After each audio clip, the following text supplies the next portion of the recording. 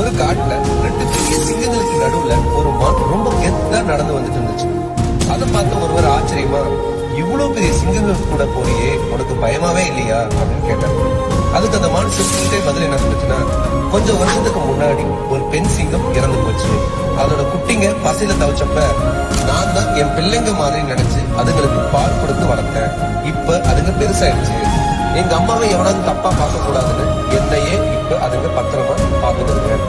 இந்த விஷயத்த மரத்துக்கு மேல இருந்த ஒரு கிளி கேட்டுச்சு. உடனே அதுக்கு ஒரு ஆசை வந்துச்சு, நாமும் இதே மாதிரி யாருக்காவது ஹெல்ப் பண்ணா நமக்கும் பெரிய மரியாதை கிடைக்கும் போலயே அப்படின்னு நினைச்சேன். அப்ப கீழே ஒரு பாம்பு அடிபட்டு கிடக்கிறத பார்த்து உடனே இறக்கப்பட்டு கீழே போய் அந்த பாம்பு உடம்புல இருந்த முள்ளை எடுத்து விட்டு ஹெல்ப் பண்ணுச்சு.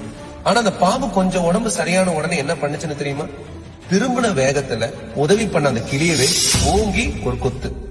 அப்ப அங்க வந்த ஒரு பெரியவர் அந்த கிளிய படுற கஷ்டத்தை பார்த்து, ஏன் இப்படி பண்ணன்னு கேட்டாரு.